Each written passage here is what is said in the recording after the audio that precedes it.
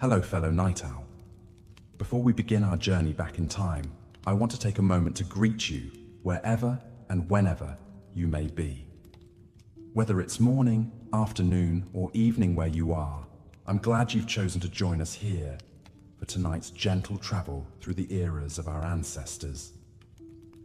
If you don't mind, I'd love to know where in the world you're tuning in from and what time it is for you right now. Feel free to leave a comment and let me know. It's always fascinating to see the diverse range of places and time zones represented by this wonderful community of history enthusiasts and curious minds. And if you enjoy this kind of calm, immersive storytelling that blends education and relaxation, please consider subscribing so you don't miss future adventures through the annals of history. But for now, get nice and comfortable, settle in, and let me gently transport you back to a very different time and place. Tonight, we'll be exploring what life was like for women in medieval Europe, a period spanning roughly from the 5th to the 15th century AD. It was an era of knights and castles, plagues and crusades, soaring cathedrals and sprawling manors. A time of great change and upheaval, but also of entrenched traditions and social hierarchies. For the vast majority of women, daily life in the Middle Ages was a far cry from the romanticized images of chivalry, courtly love, and fairy tale princesses that tend to dominate our modern perceptions. The reality was often harsh, oppressive, and unforgiving, with few rights or freedoms afforded to women. From birth until death, most were subordinate to men, first their fathers, then their husbands, with little opportunity to determine their own fates. Of course, experiences varied somewhat depending on social class and circumstances. A wealthy noblewoman and a poor peasant girl undoubtedly led very different lives. But across the spectrum, women faced many of the same fundamental challenges and limitations deeply rooted in the prevailing cultural beliefs and practices of the time. In the hours ahead, we'll do a deep dive into many facets of medieval womanhood, tracing the typical trajectory from childhood through adolescence, marriage, and motherhood into old age. We'll explore their daily routines and responsibilities, their role within the family and society at large, the health issues and hardships they faced, and the strict moral codes that governed their behavior. Along the way, I'll share the intimate stories of several real medieval women whose lives left a mark on the historical record, for better or worse. Queens and commoners, nuns and noblewomen, healers and accused heretics, each one with a unique perspective to add to our understanding of this multifaceted era. But before we fully immerse ourselves in the distant past, let's start by setting the scene. Imagine, if you will, a world lit only by fire. A world where the rhythm of life revolved around the rising and setting of the sun. A world of extremes, of opulent grandeur for a privileged few, and grinding poverty for the downtrodden masses. Picture a landscape dotted with imposing stone castles, their towers and battlements looming over the countryside. Nearby, thatched roof cottages clustered around the manor house, smoke curling from their chimneys. In the distance, the spires of a grand cathedral pierced the sky, bells tolling to mark the canonical hours. The air would have been filled with the earthy scents of wood smoke, baking bread, and farm animals. The soundtrack, a cacophony of barking dogs, braying livestock, ringing hammers and axes from the blacksmith and woodcutter. People toiled ceaselessly from sunup to sundown, with little respite from the daily struggle for survival. Into this world, a medieval girl was born. From her first breath, the odds were stacked against her in a way that's difficult for us to fully wrap our minds around today. In our modern world of advanced healthcare, technology, human rights, and equality, It's sobering to confront just how brutally different life was for our foremothers. So as we step back in time tonight to walk a mile in their shoes, it's important to acknowledge our own 21st century perspective and prejudices. We cannot view the medieval world through a purely modern lens, nor judge its inhabitants by our own standards and values. Our aim is simply to better understand the context and conditions these women inhabited, to listen to their stories with an open mind, and in doing so, heighten our awareness of both how far we've come and how far we still have to go in terms of gender equality. So, without further ado, let us begin at the beginning, with a glimpse into the tenuous early years of a medieval woman's life.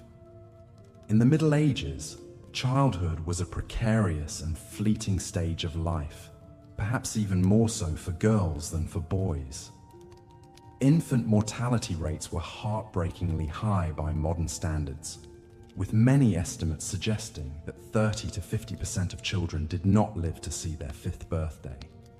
Accidents, malnutrition, and disease claimed countless young lives, and the spectre of an early grave hovered over every cradle.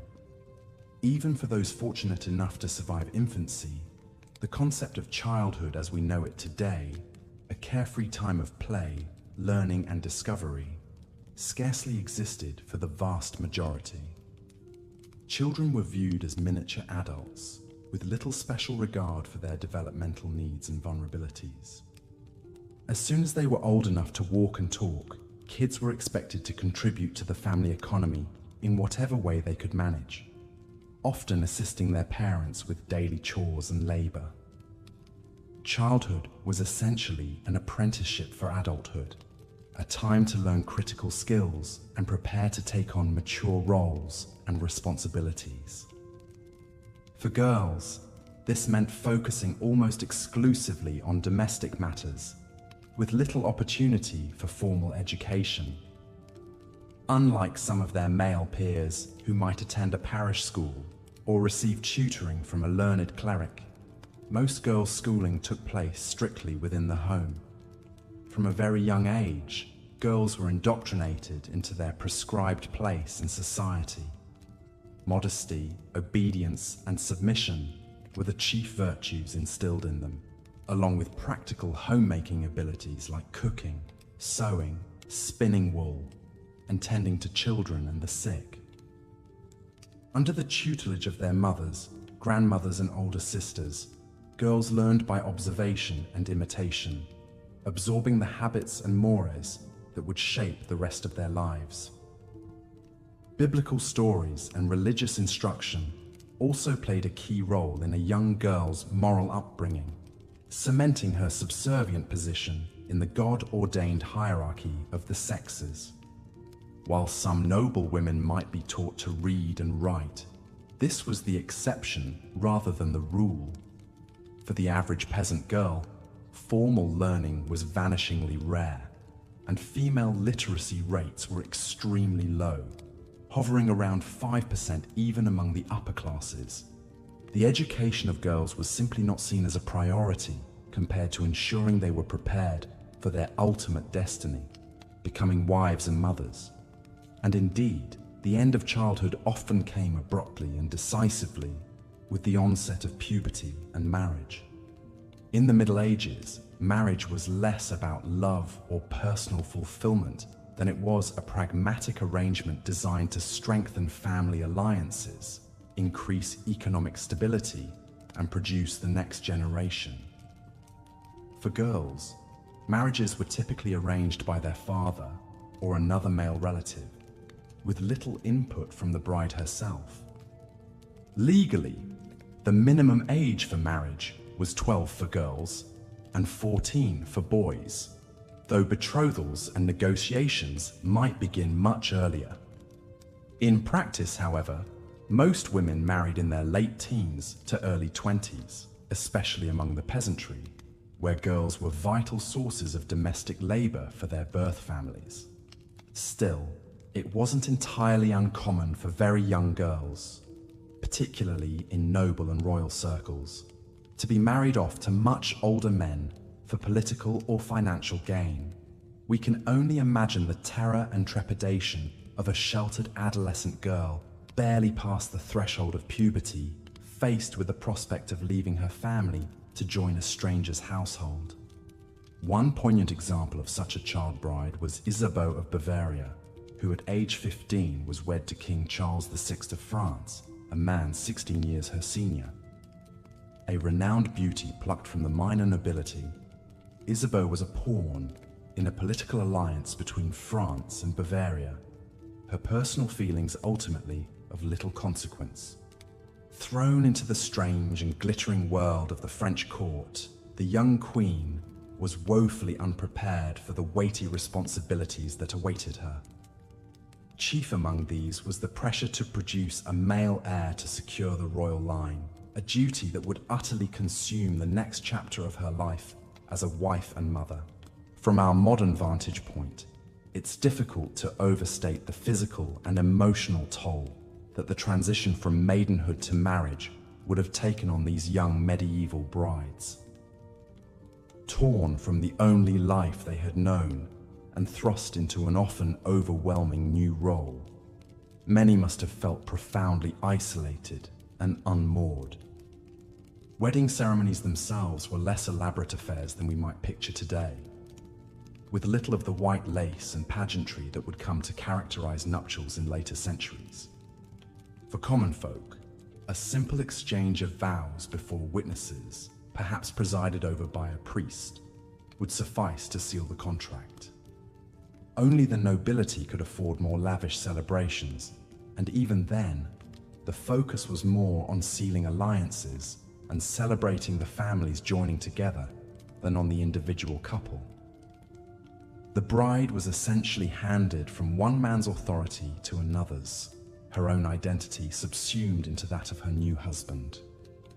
In some cases, marriage also marked a definitive break between a woman and her birth family. While poor peasant brides usually stayed close to their parents, it was customary for a new wife to leave her childhood home and move into the household of her husband and in-laws. There, she would be expected to quickly adapt to an unfamiliar domestic hierarchy, learning to navigate relations with her husband's kin while establishing her own place in the pecking order. Integrating smoothly into this new family unit could be a real challenge, especially for young brides still learning to manage a household on their own. But of all the weighty responsibilities that a young wife shouldered, none was more consequential or potentially perilous than the expectation that she would bear children early and often. In an era of limited medical knowledge and high mortality rates, pregnancy and childbirth were risky endeavors that claimed many promising lives. Join me next time as we explore the joys and sorrows of medieval motherhood, the pressure to produce heirs, the scorn faced by those who bore only daughters, and the heart-wrenching losses endured by women of all stations. We'll get to know one of the era's most fascinating maternal figures in Eleanor of Castile, and trace her turbulent reproductive history across decades of queenship. Until then, I hope you'll take a moment to reflect on the little girls of the Middle Ages, the would-be brides and mothers whose childhoods ended almost before they began. Try to imagine yourself in their embroidered slippers, facing an uncertain future in an unforgiving world. Sleep well, and know that when next we meet, we'll once more shine a light into history's hidden corners and give voice to the often voiceless women who lived there. For theirs is a story that deserves to be told, no matter how distant or difficult it may be. Thank you, as always, for spending this time with me. Sweet dreams, and I'll see you soon for another boring bedtime story plucked from the pages of our collective past. Until then, farewell. As we've seen, medieval women were subject to intense oppression and restriction in virtually every area of life. From birth to death, their existences were tightly controlled by the men around them: fathers, husbands, brothers, priests. A woman had little autonomy over her own body, mind, or destiny. She was always under the watchful eye of male authority figures, quick to punish any perceived transgressions. The harsh morality of the Middle Ages, rooted in religious doctrine, placed women in an impossible bind. On one hand, church teachings cast women as inherently sinful and morally weak, daughters of temptress Eve. Their beauty was seen as a threat, a tool for leading men astray. Women were expected to cover their hair and dress modestly to avoid inflaming male lust. At the same time, as wives and mothers, women's primary duty was to be obedient, chaste, and pure. Any hint of flirtatiousness or sexual impropriety could ruin a woman's reputation. Adultery, even if committed by a husband, was always seen as the wife's failure. A jealous or disgruntled husband could easily accuse his wife of infidelity, condemning her to punishment. And those punishments for accused adulteresses were brutal and humiliating. A woman might be paraded through the streets stripped to the waist, while a town crier announced her sins. She could be whipped, dunked in water, or locked in the stocks while crowds jeered and threw rotten food. In extreme cases, the penalty was death.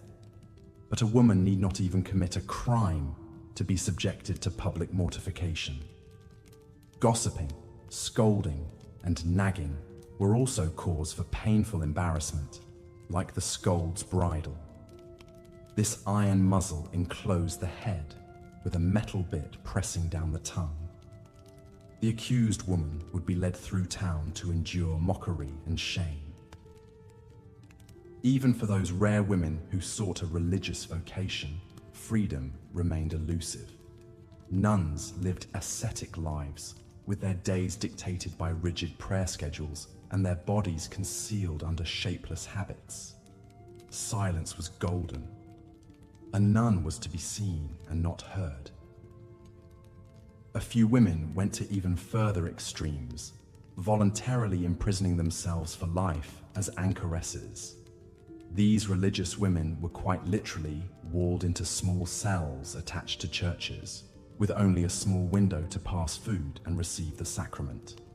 Most would never emerge again, having freely chosen this grim fate. One of the most famous anchoresses was the English mystic Julian of Norwich. As a young woman, Julian became gravely ill and experienced a series of divine visions. After recovering, she decided to withdraw from the world and live in permanent seclusion. For decades, Julian lived in her cramped anchor hold, spending her days in prayer and meditation. She wrote about her mystical experiences in her book, Revelations of Divine Love, believed to be the first English language book written by a woman. Julian found spiritual freedom in her confinement, but for most, it was a grim sentence. As Julian scribbled away in her cell, most medieval women toiled in backbreaking drudgery. Their daily reality was nothing short of a waking nightmare by modern standards. Domestic violence were facts of life, seen as a husband's prerogative to correct an erring wife. The story of Marguerite of Flanders illustrates just how vulnerable even highborn women could be. Marguerite was the daughter of King Louis II, an heiress expected to make a glittering dynastic marriage. Instead, she was abducted several times by her husband, the cruel Daveyson, who kept her imprisoned for years. Marguerite endured unimaginable abuse at his hands, bearing many children. When Marguerite finally escaped and fled to her father, her ordeal was far from over. The king sided with his daughter at first, but Daveyson successfully argued in court that a wife was essentially the property of her husband. Poor Marguerite was forced to return to her abuser, who continued to torment her until his death. The tragic plight of this French princess was sadly all too common. Women were essentially chattel belonging to men. Without the protection of family or fortune, Common women were utterly disposable. A rural woman might break her back doing farm labor from dawn to dusk, or injure herself hauling water and firewood. Her exhausted body would be expected to produce a brood of children, always hoping for sons. If she managed to survive the dangers of childbirth, she had to contend with near starvation as food was scarce. Malnutrition and repetitive stress would age her prematurely. Disease and poor hygiene ravaged her health. Fleas, lice, and bedbugs were constant companions. She was old before her time. For unmarried women, survival often meant resorting to begging or prostitution. Unattached females were viewed with deep suspicion by medieval society. Women were expected to be under the dominion of a man, either a husband or male relative. Without that protection and control, they were seen as dangerous and unnatural. Those who sold their bodies to scrape by lived on the margins in every sense. Prostitutes were simultaneously necessary and reviled. Cities like London had designated red light districts such as Southwark, where brothels could operate under license. But woe betide the woman caught plying her trade outside those boundaries. Severe fines and time in the stocks awaited them. As bad as their situation was, prostitutes still fared better than other desperate women. Those who sank into vagrancy or joined wandering bands of criminals risked brutal treatment at the hands of the law. Medieval justice was swift and merciless. Women could be flogged, branded, or subjected to mutilation for crimes as petty as theft. But all women, whether princess or prostitute, lived in the shadow of an even darker threat. The specter of violence against women loomed large, an inescapable hazard. Men of all classes, from nobles to peasants, saw the women around them as fair game to be used and abused. The notion of consent was virtually non-existent. Only if the victim was an unmarried virgin, ideally of good family, were her claims taken seriously. Even then, the best she could hope for was that her attacker might be pressured into marrying her. After all, he had ruined her, so it was the least he could do to make her his wife. The woman's feelings in the matter were irrelevant. Perhaps nothing illustrates the precarious position of medieval women as much as the fear of witchcraft accusations that hung over their heads like the sword of Damocles. In a world where bad harvests or sickness striking down cattle could threaten a community's very survival, women were convenient scapegoats.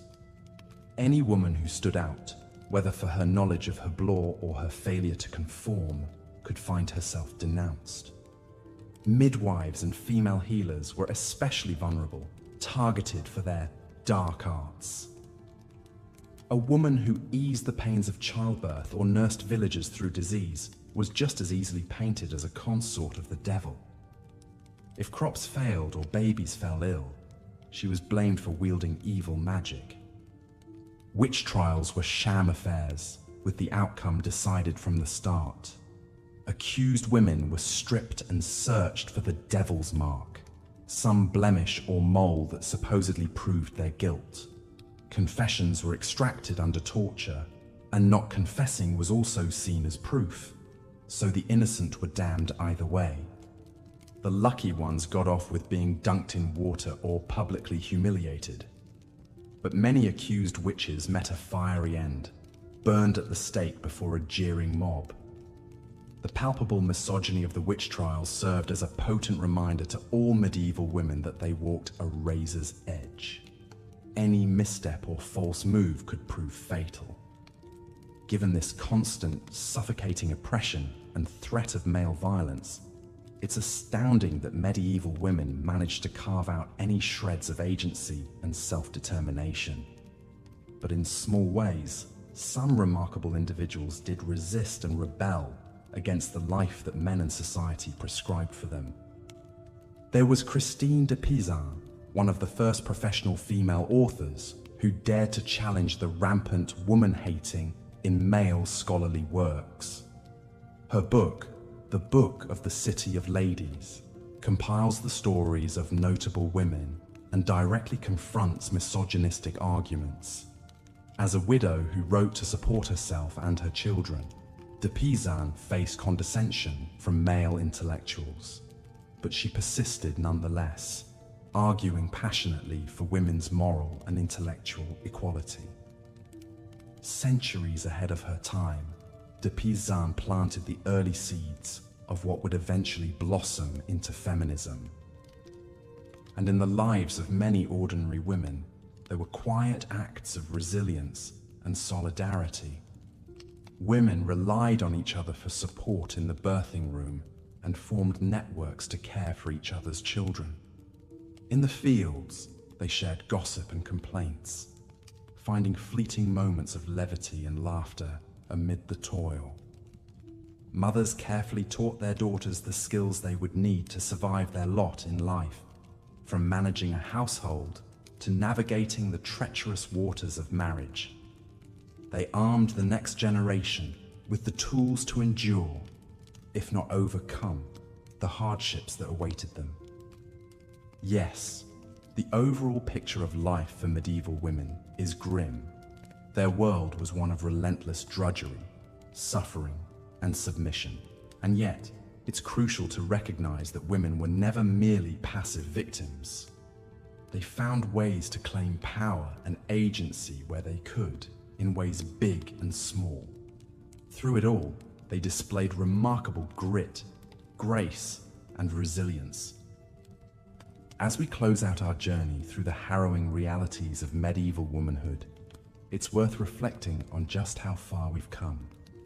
Today, the notion that women are the property of men, to be disposed of as they see fit, is abhorrent.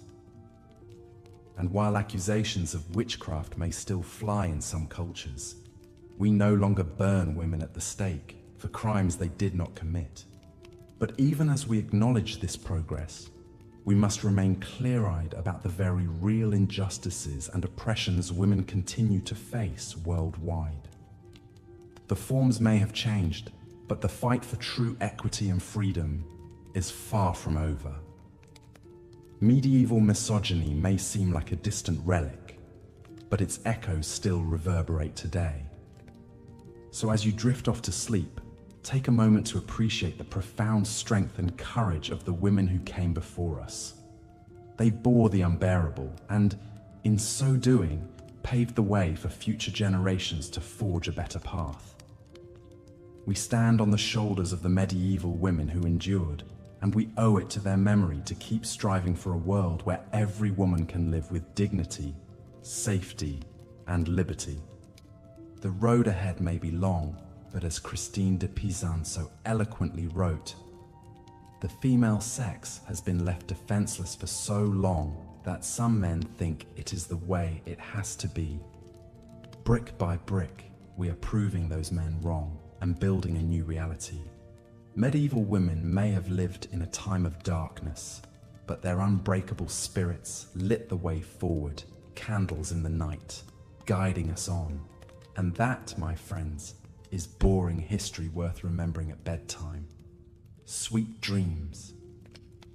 The poor hygiene and sanitation of medieval times made life unpleasant for everyone. But women faced extra challenges in managing their monthly cycles. Without the convenience of modern menstrual products, most women relied on homemade cloth pads or rags that were washed and reused. These offered minimal absorption and leak protection. Some women resorted to using grass, hay, sheep's wool, or even moss to stuff into their undergarments during their periods. Needless to say, chafing and infections were common problems. Bathing was a rare luxury for medieval women of lower classes. Even if they had access to a river or stream for washing, the water was often polluted with human and animal waste, spreading diseases. Most people subscribed to the belief that water could carry sickness into the body through the pores of the skin. This led to infrequent bathing, maybe a few times per year, supplemented by sponge baths. Lice and fleas were rampant. Laundry was another constant battle. Clothing had to be washed by hand in a pot over the fire or in a river, scrubbed against a washboard, then wrung out and hung to dry. The process was backbreaking and time-consuming. Wet, heavy clothing placed near the fire was a burn risk. Most families owned only 1 to 2 sets of clothing that were worn threadbare, making the laundering even more difficult. In the castles and manor houses of the nobility, standards of cleanliness were somewhat better, but still fell far short of modern expectations. The wealthy could afford servants to heat water, prepare baths, and launder clothing more regularly. Scented oils and herbs masked odors. However, even the grandest stone fortress lacked running water, flush toilets, and proper waste disposal. Chamber pots were emptied out windows into the courtyards. It's telling that one of the most popular and precious wedding gifts an aristocratic medieval bride could receive was a flea fur, a fur wrap meant to attract fleas away from the body. Pests were inescapable. Rats scurrying through bedchambers and banquet halls spread the fleas that carried the bubonic plague. When the Black Death swept through Europe in the 14th century, it wiped out an estimated 60% of the population. Women were on the front lines of nursing the sick and mourning the dead.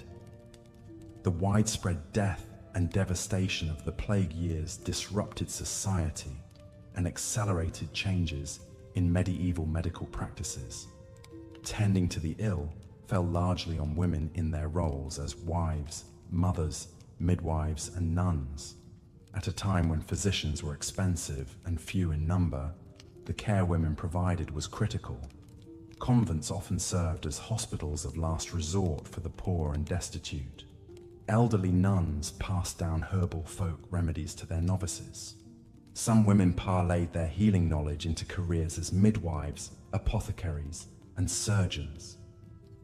In the 14th century Paris, Jacqueline Félicier de Almenia was put on trial by the medical faculty of the University of Paris for illegally practicing medicine as a woman. Her patients, including priests and noblewomen, testified on her behalf, praising her diagnostic and treatment skills that surpassed male physicians. Nevertheless, she was excommunicated and barred from practicing further. It was a rare woman who managed to succeed in the male-dominated medical field. More often, a woman's home remedies were labeled as witchcraft and superstition. Anyone deviating from approved church doctrine ran the risk of being branded a heretic or witch. Midwives were especially vulnerable to accusations of sorcery if a baby or mother died in childbirth. If a woman was knowledgeable about plants and herbs for easing pain or ending pregnancy, she could be condemned for consorting with the devil. The wise woman of a village might be respected as a healer in her youth, but reviled as a witch in her old age. Inquisitors interrogated and tortured suspects, coercing confessions. Once a woman was accused, it was near impossible to prove her innocence, especially if she was unmarried or elderly with no male relatives to defend her. Women comprised over 80% of the estimated 50,000 to 100,000 unfortunate souls executed for witchcraft between 1500 and 1660. Witch hunts and burnings were the ultimate manifestation of the medieval patriarchy's need to control and punish women who dared defy cultural norms. Even a woman who strove to be a perfect wife, mother, and Christian was still tainted by Eve's original sin, viewed as weak-willed and prone to temptation. To safeguard her virtue, a woman's role was submission and service, hidden away in the domestic realm of motherhood. Venturing out invited male attention and the ruin of her reputation. An unmarried woman was a liability, unable to fulfill her sole purpose of producing children. A married woman was her husband's property, to be protected or punished as he saw fit, regardless of her feelings on the matter. With so much of a woman's worth bound to her fertility, the pressure to bear children was immense. Pregnancy was a state of hope and fear as the spectre of death in childbirth loomed. Noble women were considered successful if they produced at least one male heir who survived infancy. Queens who failed to deliver a prince might be cast aside in favor of a more fertile consort. The chilling fates of Henry VIII's wives come to mind. Peasant women had more reason to dread pregnancy and childbirth without access to the best food, living conditions, and attendance. Malnourishment left many women with rickets, a vitamin D deficiency that deformed their pelvises, making labor even more difficult and dangerous. Birthing a baby often took days, even a week, of sweat, blood, and pain. If labor seemed unending, a midwife might recommend opening the official birthing girdle of the Virgin Mary, kept in the local parish treasury, and placing it on the mother's stomach to speed delivery. This relic was of little practical use. Midwives did their best to ease suffering with herbal tinctures and salves, but could only hope to catch the baby and save the mother from farta. Isabeau's plight was not unique. For girls born into noble families, one's wedding day often came well before one's 18th birthday. Political alliances and strengthening family ties took precedence over a young bride's readiness or personal choice in the matter. Though a privileged queen, Isabeau still faced many of the same challenges as women of lesser means when it came to marriage and motherhood in medieval times. The pressure to produce a male heir weighed heavily. A woman's worth was largely measured by her fertility and the number of surviving sons she bore. Failure to deliver a boy brought shame and scorn. Even for queens, childbirth was a harrowing ordeal, fraught with danger in an age of crude medical knowledge. With each pregnancy, a woman quite literally took her life in her hands. Queen Eleanor of Castile, wife of Edward I of England, endured a staggering 16 pregnancies over 28 years in the late 13th century. Remarkably, she survived them all, though many of the children sadly did not. Her trials were a testament to the strength and resilience of medieval women in the face of unimaginable adversity. For the great majority who were commoners, not queens, daily life revolved around a relentless string of household chores and back-breaking labor from sunup to sundown. If a woman wasn't cooking, cleaning, sewing, or looking after children, she was likely toiling alongside her husband in the fields, fetching water or gathering firewood. Privacy was a luxury largely unknown to the average family in the Middle Ages. Most dwellings were small, cramped spaces where everyone ate, slept, and passed their lives in very close quarters. Beds were shared out of necessity, a common enough practice, but one that could certainly breed tension and strife between couples or parents and children. Hygiene and sanitation left much to be desired by modern standards. Fleas, lice, and other pests were facts of life. Chamber pots sat within arm's reach, and waste was often tossed into the streets.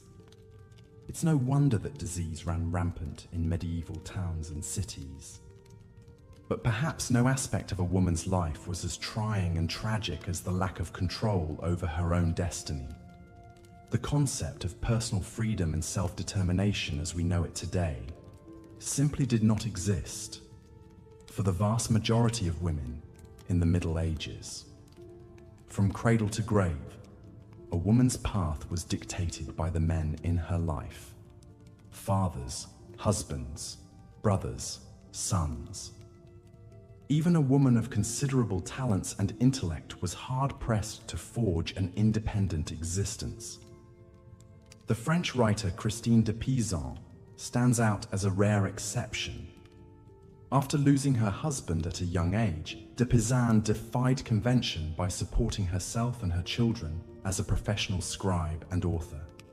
In her most famous work, The Book of the City of Ladies, She imagined an allegorical city populated by great women of history and mythology. It was a revolutionary act of the imagination in a time when the prevailing wisdom held that women were weak, fickle creatures, incapable of reason or virtue. But de Pizan's proto-feminist thinking was centuries ahead of its time. For most medieval women, their bodies were not fully their own. They were at the mercy of their husbands' desires and whims, subject to physical and sexual abuse with little recourse. Marital rape was not a concept, as a woman was considered her husband's property. Domestic violence was a husband's prerogative.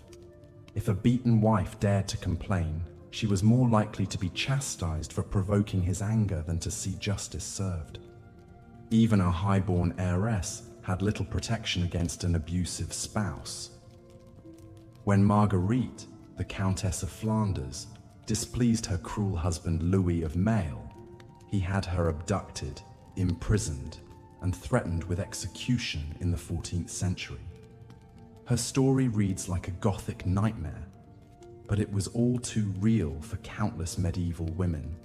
The Church, which permeated every aspect of medieval society, often reinforced oppressive attitudes toward women. Ever since Eve tempted Adam with the forbidden fruit, women had been seen as inherently sinful, morally suspect seductresses who led men astray. Female sexuality was something to be stifled and strictly controlled. A woman's foremost duty was to remain chaste and pure, ideally as a virgin consecrated to Christ, but if not, as a virtuous wife and mother. Woe betide any woman who stepped outside those narrow lines of acceptable behavior. The consequences could be severe. A ruined reputation, abandonment, physical punishment, even death in extreme cases. Some pious women sought to escape the dangers and disappointments of the outside world by retreating into religious seclusion. The English mystic Julian of Norwich chose to be walled into a small cell attached to a church in the early 15th century, receiving food and necessities through a small window. There, she spent decades in solitary prayer and contemplation, even writing a remarkable series of revelations. For her, the anchoress's cell meant safety and spiritual purpose, but to modern eyes, it looks a lot like solitary confinement. As we've seen, life for the medieval woman was defined by constriction, of opportunity, of body, of spirit, corseted by rigid gender roles, cosseted by religious doctrine, confined to the domestic sphere. She endured tremendous hardship and often died young. But then, as now, women found ways to make their mark, to assert their agency, to fight back against their oppression in ways big and small. Through grit and grace, fury and faith, tears and toil, they persevered. Though the centuries have brought hard-won freedoms and progress, the specter of misogyny that haunted the Middle Ages has not fully released its hold on the present day. In our own time, we are still reckoning with many of the same issues: unequal treatment, the policing of women's bodies, gender-based violence and discrimination. In learning about the trials faced by our foremothers, we come to appreciate their strength all the more, and to see how far we have yet to go. As we remember the women of the distant past, we honor their sacrifices, their indomitable spirit in the face of adversity. We owe it to them to keep striving for a world in which a woman's worth is measured not by the sons she bears or the home she keeps, but by the force of her intellect, the depth of her compassion, the fire of her conviction, the greatness of her soul. The gloom and chill of a typical medieval peasant dwelling is difficult for us to fathom today, accustomed as we are to modern comforts and conveniences. Imagine, if you will, a 1 or 2 room hovel, walls erected from wooden stakes interwoven with sticks and packed with a crude mixture of mud, straw, and manure. The floor was simply hard-packed dirt, trodden by the feet of generations. If the family was slightly better off, they might enjoy the relative luxury of a few rough-hewn wooden planks laid across the earthen floor. But there would be little respite from the damp and the cold seeping up from the ground, chilling one to the bone. The thatched roof overhead might keep out the worst of the rain, but it was a constant battle to patch the leaks and keep the vermin at bay. In one corner of this dismal abode, a medieval woman crouched over the hearth, stoking the smoky fire. Soot stained her face and homespun woolen dress. Her reddened, chapped hands expertly wielded a cast-iron pot, stirring a watery pottage, the mainstay of a peasant family's diet. Into the bubbling liquid went whatever meager vegetables could be spared from the harvest, along with a precious scrap or two of salted pork on a feast day if they were lucky. This was the domain of the medieval housewife, a dim, suffocating world bounded by the bare earthen walls of the cottage and the muddy trackways of the village beyond. From dawn to dusk, her life revolved around an unceasing round of toil, feeding the fire, hauling water, cooking, spinning, sewing, washing, scrubbing, and tending to the needs of her husband and children. A woman's work was never done, as the old saying goes, and nowhere was this truer than in the Middle Ages. While her husband labored in the fields, or perhaps plied a trade as a blacksmith or carpenter in the village, a woman's place was firmly in the home. Her role was to be the subservient caretaker, with little thought given to her own needs, desires, or ambitions. The tools of her trade were simple and few: a couple of cast-iron pots, some wooden bowls and utensils, a stone quern for grinding grain into flour, a spindle and distaff for spinning wool into thread. With these meager implements, she was expected to work domestic miracles, stretching scant resources to feed and clothe her family. But even as she stirred the pottage and kneaded the dense black bread that was the staple of the medieval peasant diet, a woman's mind might drift to higher things. The village priest's Sunday sermon had spoken of the Virgin Mary, that paragon of feminine virtue who had birthed the Savior himself.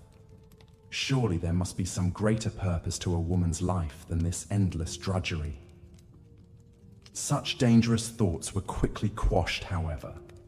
For a medieval woman, the path to salvation lay not in grandiose dreams, but in humble submission to her husband and to God. To strive for anything more was to risk accusations of pride, willfulness, or worst of all, witchcraft. No, far better to keep one's head down, one's virtue intact, and pray for the best in the life to come. For in the mortal realm, a woman's lot was one of unrelenting hardship and servitude, and woe betide any woman who dared to step out of line or question her station, as we shall see in the stories to come. One such woman who dared to dream of a different kind of life was Christine de Pizan, born in Venice in 1364. Christine's father was a renowned physician and astrologer who secured a position at the court of King Charles V of France when Christine was just a small child. Growing up in the rarefied intellectual atmosphere of the royal court, Christine enjoyed the very best education available to a medieval girl. She learned to read and write in Latin and French, studied classic works of literature and philosophy, and even had access to the king's magnificent library, a repository of knowledge unimaginable to most of her contemporaries. Her father, progressive for his time, believed in cultivating his daughter's mind and encouraged her scholarly pursuits. At the age of 15, Christine was married off to a nobleman named Etienne de Castel. It was an arranged match, as was typical for the time. But by all accounts, the couple grew to love and respect one another deeply. Christine bore 3 children and settled into the expected role of a dutiful wife and mother. But Christine's domestic tranquility was not to last. In the space of a few short years, she lost her beloved husband to an outbreak of plague, followed by her father's death soon after. At the age of 25, Christine found herself a widow and an orphan, left alone to fend for herself and her young children in a world that had a little use for an educated woman without a man's protection. Facing financial ruin and the loss of her cherished library, Christine made a courageous and virtually unprecedented decision. She would support her family through her writing, becoming one of Europe's first professional female authors. With quill and ink, Christine carved out a place for herself in the almost exclusively male domain of medieval literature. She began by writing love ballads and devotional poetry, genres deemed suitably feminine and unthreatening. But as her confidence and reputation grew, Christine turned her mind to weightier matters. In her most famous work, The Book of the City of Ladies, she crafted an impassioned defense of women against the misogynistic attitudes of her time. With elegant, incisive prose, Christine dismantled the pervasive notion that women were inherently morally and intellectually inferior to men. She argued that women were just as capable of virtue, learning, and leadership as their male counterparts, if only they were given the chance to prove themselves. Through a series of vivid biographical sketches, Christine celebrated the accomplishments of great female scholars, artists, warriors, and saints throughout history. From the ancient world to her own time, she highlighted women who had overcome overwhelming odds to make their mark on the world. There was the famed scholar Hypatia of Alexandria, brutally murdered by a mob for daring to teach philosophy and mathematics. The fearsome Queen Semiramis of Assyria, a brilliant military tactician who conquered vast swaths of the ancient world.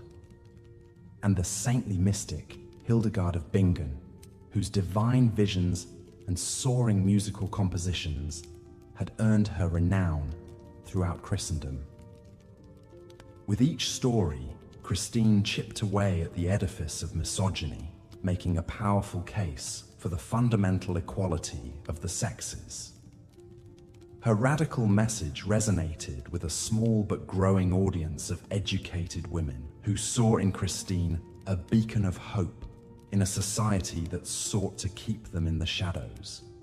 Of course, Christine's proto-feminist views were not well received by the male establishment. She endured harsh criticism and mockery from some quarters, dismissed as a shrill harpy or a delusional madwoman. Her own lifelong struggle for recognition and respect was a testament to the deeply entrenched barriers faced by medieval women with ambitions beyond hearth and home. But Christine refused to be silenced. She continued to write prolifically until her death around 1430, leaving behind a body of work that would influence generations of women to come. Her legacy is a shining example of how one woman's voice, raised in defiance of oppression, could echo down through the centuries. As we continue our journey through the lives of medieval women, keep Christine de Pizan in mind as a rare flicker of light amidst the darkness. For most of her contemporaries, the possibilities she represented of an independent intellectual life were little more than an impossible dream. Marguerite's story illustrates the precarious position of even noble and high-born women in medieval society. Though an heiress of considerable wealth and status, she was still ultimately at the mercy of the men in her life, to be traded and treated as a possession. The fact that there were few real consequences for her husband's brazen abduction shows how such acts of gendered abuse and oppression were often tolerated or overlooked. A woman's well-being was simply not a priority, Of course, women of lower classes had it even worse. With little money or status to shield them, peasant women were easy targets for exploitation by lords, masters, and even their own husbands or fathers. Domestic abuse was rampant, seen not as a crime, but as a man's way of controlling his wife and daughters. According to church doctrine, a woman's duty was to obey and submit. If she stepped out of line, violence was considered an acceptable form of discipline. Making matters worse, women had very little recourse or protection under the law. In most parts of medieval Europe, they couldn't press charges against an abuser, request a separation, or seek justice in their own name. Neighborly intervention was rare as domestic matters were considered private, unless abuse was egregious and notorious enough to become a public scandal. Women were expected to endure in silence. To leave a marriage was to risk complete social ruin. Only in the most extreme cases of cruelty might a noblewoman appeal to her own family or the church for help. But such requests were not always heeded. After all, a wife was a husband's property, his to treat as he pleased within the privacy of the home. It was not uncommon for a beaten wife to be sent back to her abuser after a brief respite. Unless her family could afford to quietly retire her to a convent, her options were bleak. The underlying vulnerability of women's position is perhaps best exemplified by one of the most famous abduction cases of the Middle Ages, that of Marguerite of Flanders. Born in 1350, Marguerite was the only daughter of Louis II, Count of Flanders. As his sole heir, she stood to inherit one of the richest territories in Europe, making her a prime catch on the medieval marriage market. At the tender age of 11, she was wed to Philip of Rouvre, Duke of Burgundy. But he died just 4 years later, making teenage Marguerite a very wealthy widow in need of a new husband. Her father swiftly arranged another political match, this time to Philip the Bold, also of Burgundy. However, another suitor was waiting in the wings, Marguerite's own cousin Louis III, Count of Flanders. Louis was eager to keep control of Flanders within the family, so in a brazen move, he abducted his young cousin, spiriting her away to Ghent. The poor girl had little say in the matter, as the men in her life fought over her considerable fortune. Though her father eventually retrieved her and saw through the original betrothal to Philip, the whole sordid affair demonstrates how even elite women were pawns in the power struggles of men. Such casual misogyny and oppression seeped into all aspects of a medieval woman's life, even the spiritual. The teachings of the Catholic Church in this period were heavily imbued with notions of female subservience, sinfulness, and sexual temptation. Ever since Eve took a bite of that forbidden fruit, women were seen as morally weaker and more prone to vice than men. As descendants of Eve, women were considered inherently more lustful, vain, emotionally unsteady, and intellectually deficient. These supposed flaws justified their subordination to cool, rational men who were tasked with controlling women's behavior for their own good and that of society. The Church taught that virtuous women were obedient, chaste, modest, quiet, and diligently domestic, always working in service of their fathers, brothers, and husbands. Any deviation from this pious feminine ideal was swiftly condemned. Outspoken, defiant, ambitious, or opinionated women were seen as unnatural and dangerous threats to the social order. And of course, those who engaged in unsanctioned sexual behavior, sex outside of marriage, adultery, or prostitution, were painted as wicked temptresses leading men into sin. Never mind that it was usually men coercing and exploiting women into such compromising situations in the first place. So it's no surprise that one of the worst labels a woman could attract was that of a witch. The medieval church saw witchcraft as the ultimate expression of feminine evil, a woman enthralled to the devil, using supernatural powers to subvert male authority and corrupt the innocent. What sort of woman would draw such dire accusations?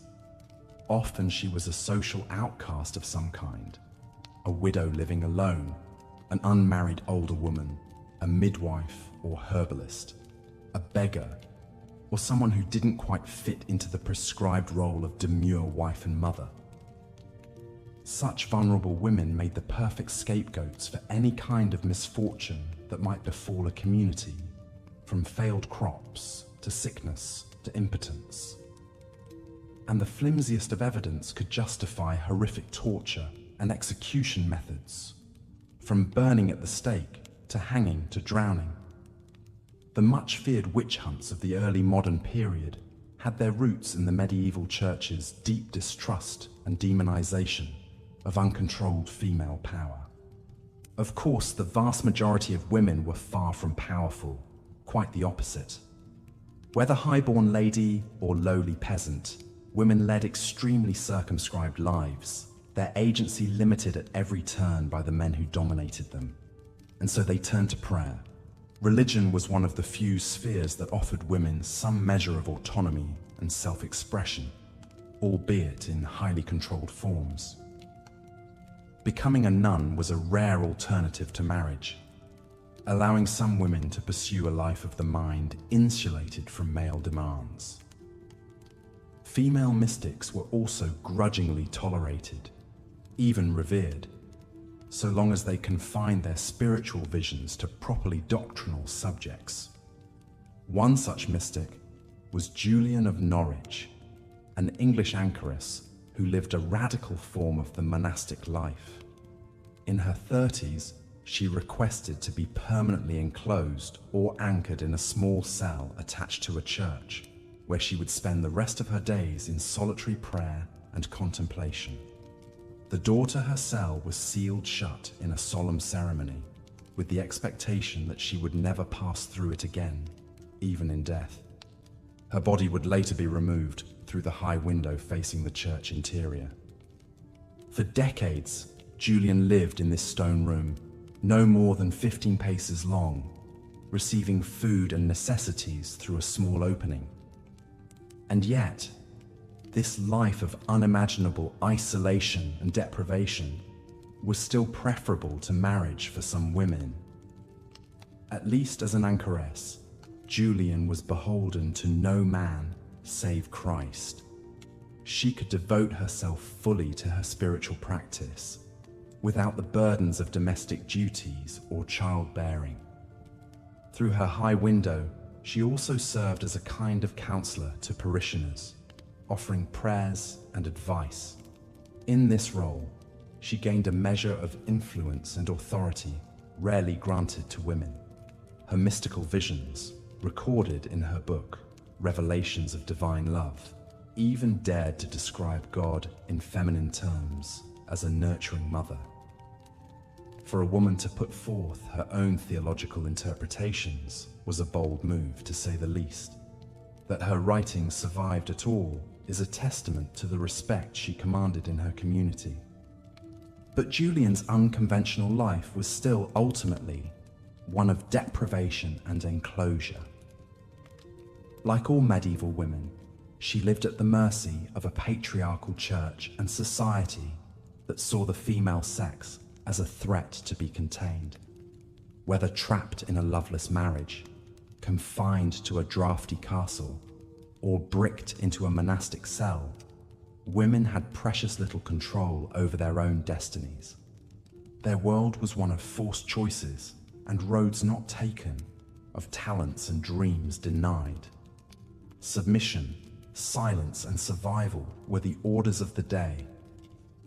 Medieval women may not have conceptualized their plight in terms of equality or justice, but they surely felt the constraints on their minds and bodies as a kind of slow suffocation.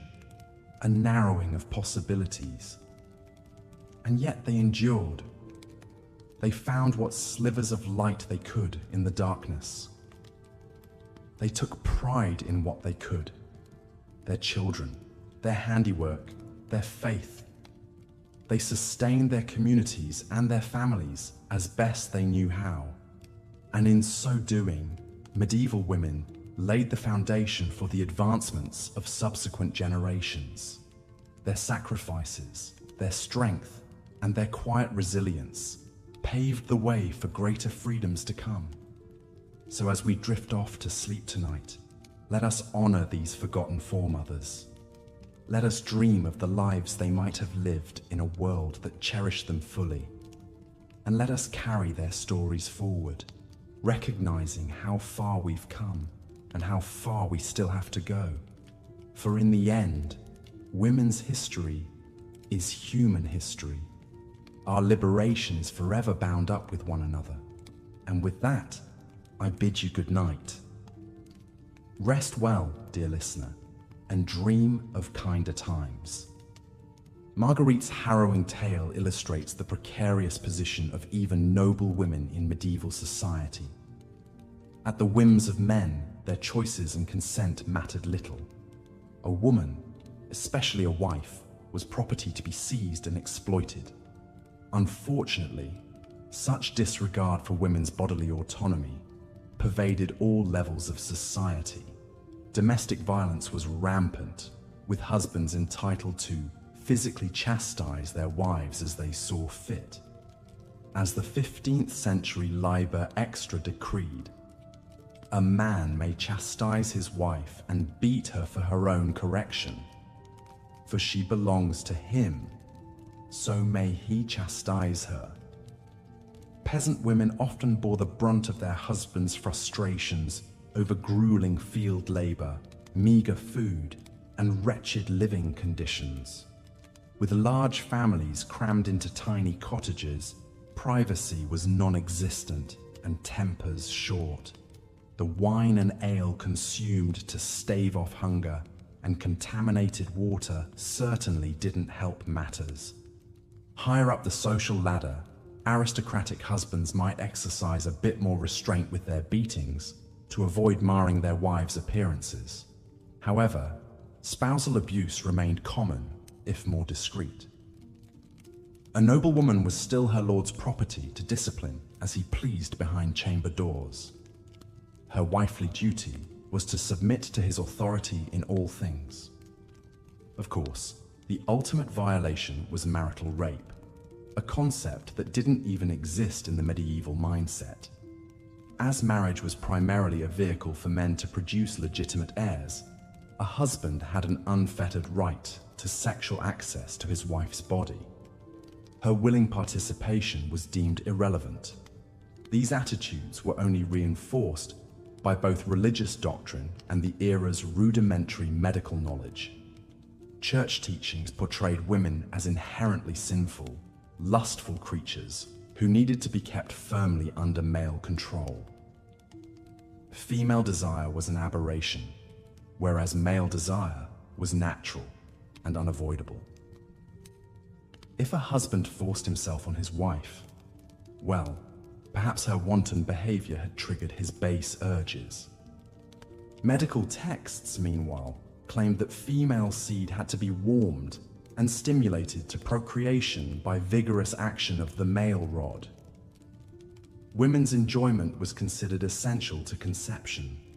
By this logic, if a wife became pregnant, surely she must have been a willing participant in the act, regardless of her objections.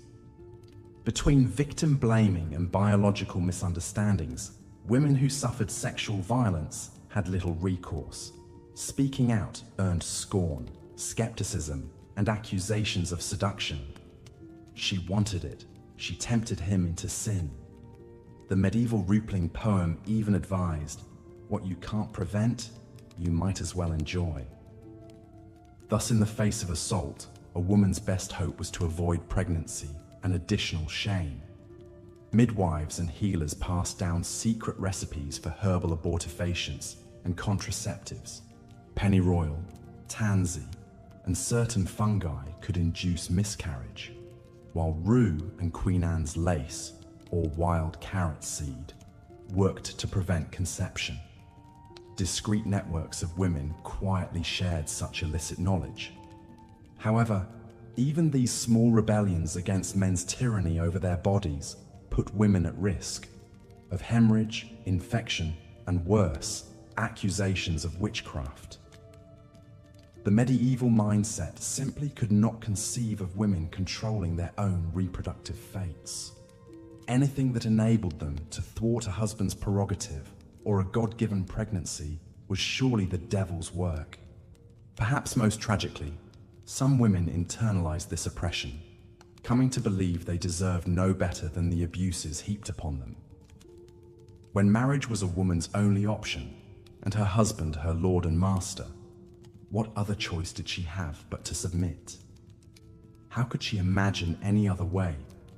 Yet despite the trauma inflicted on both flesh and spirit, medieval women endured. They tended to each other's wounds, whispered words of solidarity, and in quiet moments, composed lives that transcended their suffering. Through sheer grit, they carried on being dutiful wives, loving mothers, and keepers of self in a world that granted them precious little. Continuing this time-worn tradition of female resilience was an English mystic who rose to become one of the most influential Christian theologians of her age. Yet her cloistered existence began not entirely by choice, but as a last resort for an unmarriageable woman. Born in 1343, the woman history knows as Julian of Norwich was likely a surplus daughter in a noble family fallen on hard times. With no dowry or influential connections, her options would have been bleak: a burdensome spinster dependent on begrudging relatives, or a life of back-breaking farm labor. For such undesirable women, the convent offered both refuge and a veneer of respectability. Thus, in her early 30s, Julian committed herself to one of the most extreme forms of the religious life, that of an anchoress. Literally walled up in a small cell attached to the side of a church, she would spend the rest of her days in prayer and contemplation, never emerging into the light of day. The requisite ceremony carried all the gravity of a funeral mass, and understandably so. An anchoress bade a permanent farewell to the world of the living. The bishop would sprinkle the tomb of her cell with dust and intone, ashes to ashes, dust to dust. With the finer bricking of the cell door, she was considered dead to all she previously knew. Entering her tomb while still very much alive, Julian likely felt a mixture of terror and relief. By the grace of God, she had escaped the trials of marriage and motherhood that consumed and destroyed so many women. Yet she had condemned herself to a kind of living death, trapped in a stone prison scarcely large enough to lie down in. Still, for the pious Julian, even this harsh existence must have seemed preferable to being some man's chattel. An anchoress enjoyed a degree of autonomy almost unthinkable for a medieval woman. Subsisting on alms left by the faithful, she was beholden to no husband or father. Her days were her own to spend in solitary devotion to her heavenly spouse. Moreover, in a society that regarded most women's words as worthless prattle, an anchoress' pronouncements carried rare spiritual authority. Townsfolk would flock to the small curtained opening in Julian's cell to pour out their sins and troubles, hoping to receive divine wisdom from the holy woman's lips. And dispense wisdom Julian did, though of a surprisingly progressive bent for her time. In 1373, she experienced a series of vivid visions during a near-fatal illness. These mystical showings radically upended traditional Christian teachings about sin, damnation, and a wrathful God. Critically, her visions centered on Jesus' mother Mary and the motherhood of God. Julian saw the divine as a nurturing parent who cherished all creation and could never condemn any beloved child to eternal hellfire. God is our mother as truly as he is our father, she proclaimed. In our mother Jesus, we grow and develop. In mercy, he reforms and restores us. This tender maternal theology stood in stark contrast to the harsh patriarchal view of women as wicked temptresses and sullied vessels of sin. For Julian, it was men's pride and reckless buying of love that marred God's perfect handiwork. Women, like Mother Mary, embodied the purest form of Christ-like love and mercy. When Julian recorded her subversive insights in revelations of divine love, she became the first woman to write a book in the English language. Despite her physical confines, her radical compassion seeped out to permeate the popular religious imagination.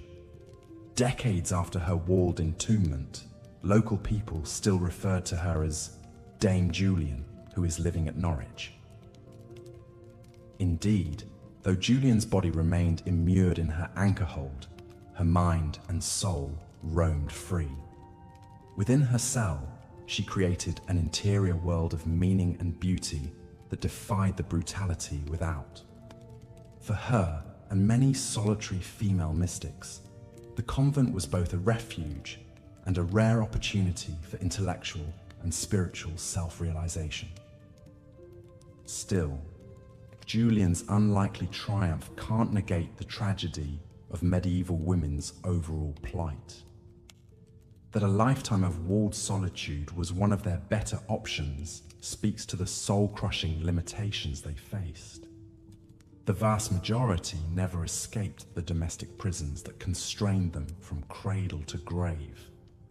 Yet lying here in the dark, listening to their softly unspooling stories, perhaps we can extend them the same mercy Julian saw in the mother heart of God. We can honor their suffering, resilience, and indomitable will to endure and find meaning despite it all. And in so doing, we strive to create a world where no woman need choose between a physical or mental tomb to know her own worth. But again, the Church offered one surprising path forward for some women, pursuing a life devoted to faith. For a select few, joining a convent provided an alternative to marriage and motherhood, a chance to gain influence and exercise their minds. One remarkable woman who took this path was Hildegard of Bingen, born in 1098 to a noble family in the Rhineland. As the 10th child, she was tithed to the church and sent to live in a monastery at the tender age of 8. Rather than being oppressed by this cloistered life, Hildegard flourished. She experienced mystical visions from a young age, which she documented in vivid theological writings. Her musical compositions were groundbreaking, from stirring hymns to the first known morality play set to music. As an adult, Hildegard went on to found her own abbey and gain widespread fame as a prophet and intellectual across Europe. She corresponded with popes, emperors, and kings who sought her spiritual insights and advice. Her expertise spanned religion, science, medicine, and philosophy. She used her knowledge of herbal remedies to treat sick nuns and local villagers. While Hildegard's brilliance was exceptional, her story illustrates how monastic life offered an oasis of learning and culture for women. Behind abbey walls, nuns could devote themselves to scholarly pursuits that were off-limits to their married peers. They spent their days in prayer, meditation, tending gardens, and producing incredible works of art and literature. The copying of manuscripts and illumination of sacred texts were common tasks. With this freedom to read, write, and create, their minds could wander and grow. Of course, the monastic path was not without sacrifices. Nuns took vows of poverty, chastity, and obedience, surrendering earthly pleasures and attachments. Their lives were governed by strict routines of prayer and labor, and they were still ultimately under the authority of male religious leaders. But for women with a sincere spiritual calling, the convent was a refuge from the trials of the outside world. Another famous religious woman of the era was Catherine of Siena, born in 1347 to a large working-class family in Italy. From early childhood, Catherine was extremely devout and resisted her parents' attempts to make her an advantageous marriage. She took vows as a Dominican tertiary, or lay member of the order, at age 18, and committed herself to a life of prayer, fasting, and service to the sick and poor. Like Hildegard, Catherine experienced mystical visions of Christ and was regarded as a living saint. She was also unafraid to speak truth to power. Through her passionate letters, she lambasted clergy for corruption and pushed for reform within the church. When the Pope fled Rome for Avignon due to political conflict, Catherine traveled to France and persuaded him to return to the Holy City. As the Great Schism tore Christendom apart with rival papal claimants, Catherine worked tirelessly to restore unity. Her spiritual memoir, The Dialogue, was groundbreaking for its intimate conversations with God at a time when the Church held itself as the necessary intermediary for the divine.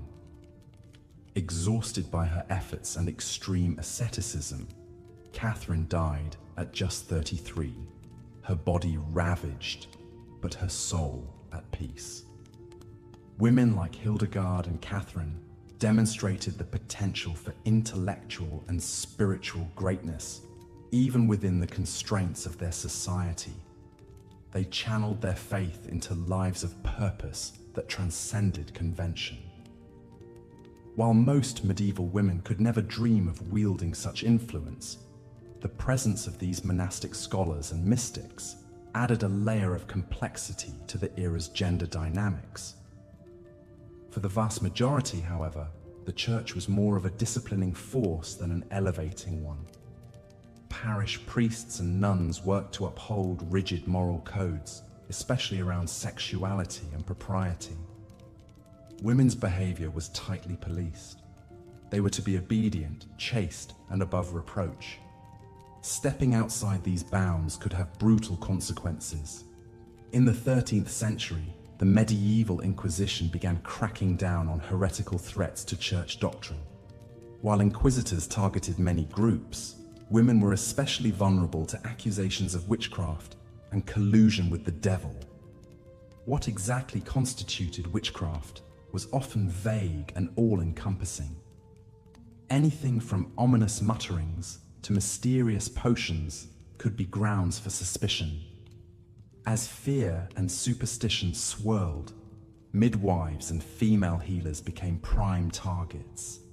Their knowledge of childbirth and herbal remedies was interpreted as dark magic. One notorious manual for identifying witches was the Malleus Maleficarum, or Hammer of Witches, published in 1487. This lurid text advanced the idea that women were naturally more susceptible to the devil's temptations due to their fickle, carnal natures. It included a script for interrogating accused witches that usually led to confessions under torture. Those found guilty faced horrific deaths: beheading, hanging, or burning at the stake in public spectacles, meant to terrify others into piety and conformity. While the full-fledged witch hunts peaked in the 16th to 17th centuries, their roots lay in the medieval church's deep mistrust of women's power. Of course, the spectre of witchcraft could also be used for more cynical ends. Charges might be levied to punish a woman who spurned a man's advances, or dared to speak her mind too boldly. Widowed or single women living on the margins of society were common scapegoats. The vague nature of the crime made it a convenient pretense for removing inconvenient women. Beyond the most violent episodes, daily spiritual life centered on a steady stream of masses, feast days, and seasonal celebrations. Women were expected to be the pious heart of the family, tending to prayers and devotions. The cycle of church festivals structured the year: Advent, Christmas, Lent, Easter, Saints' Days. Much of a woman's free time revolved around preparing for these events. At the same time, traces of older pagan traditions endured and mingled with Christian practices. Medieval holidays often had raucous earthy elements like maypole dances and harvest revelry that the church tried to tame. Some women surely found ways to experience joy and release within these quasi-religious festivities. Ultimately, the church was a ubiquitous framework that medieval women had to navigate with extreme caution. It offered both an ideological justification for their subjugation and an occasional escape route from worldly demands. Women had to walk a razor's edge, meeting high expectations of virtue while facing perpetual suspicion. Conformity to religious doctrine was yet another constraint on their freedom. As we've seen, whether in the domestic sphere, the world of work, or the eyes of the church, medieval women faced relentless challenges. But even in this unforgiving landscape, some found ways to carve out meaning and exert agency, however small. In the final stretch of our journey through this distant yet resonant era, we'll meet a few more extraordinary women who managed to make their mark, and consider how the medieval mindset continues to shape gender dynamics today.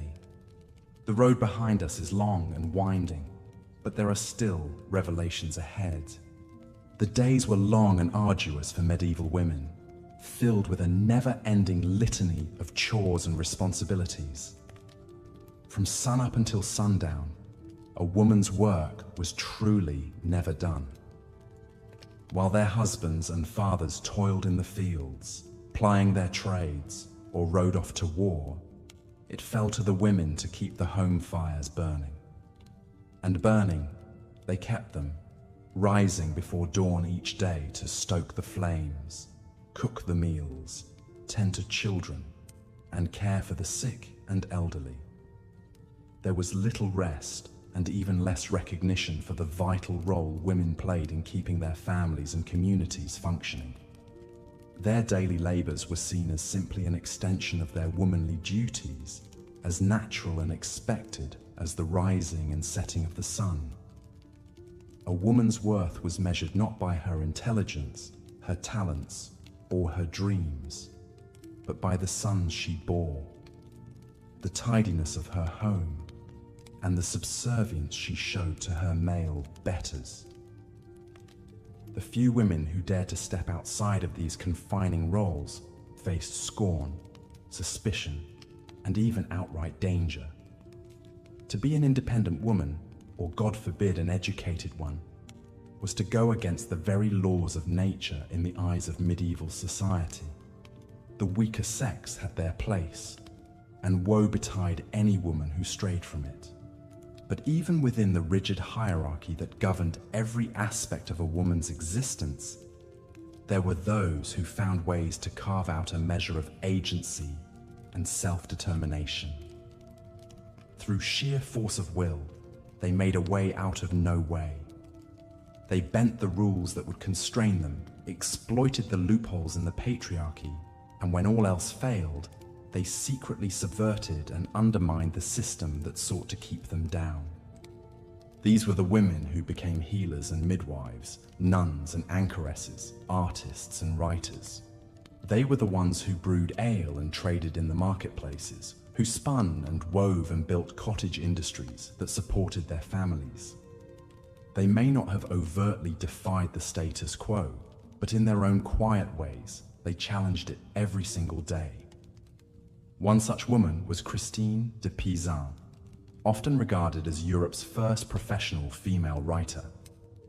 Born in Venice in 1364, Christine's intellectual gifts were recognized and nurtured from a young age by her forward-thinking father.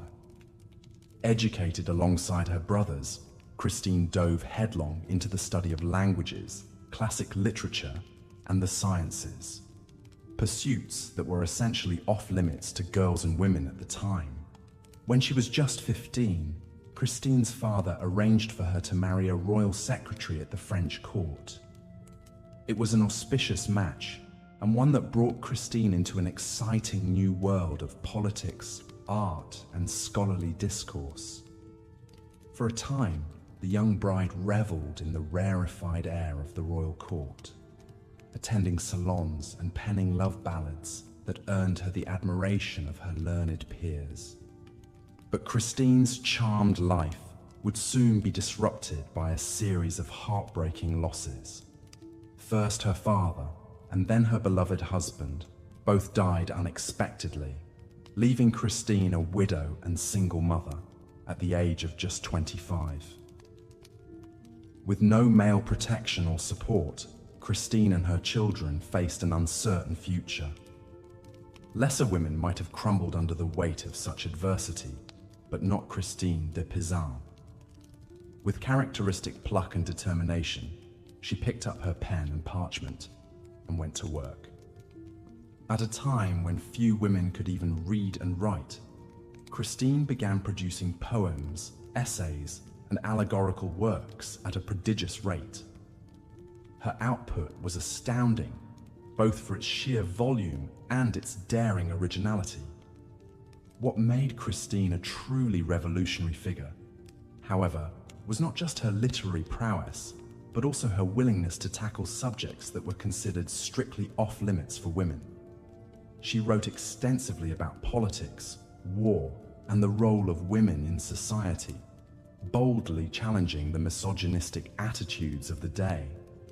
Her most famous work, The Book of the City of Ladies, was a spirited defense of women's intellect and capabilities, and a scathing critique of the many injustices they faced.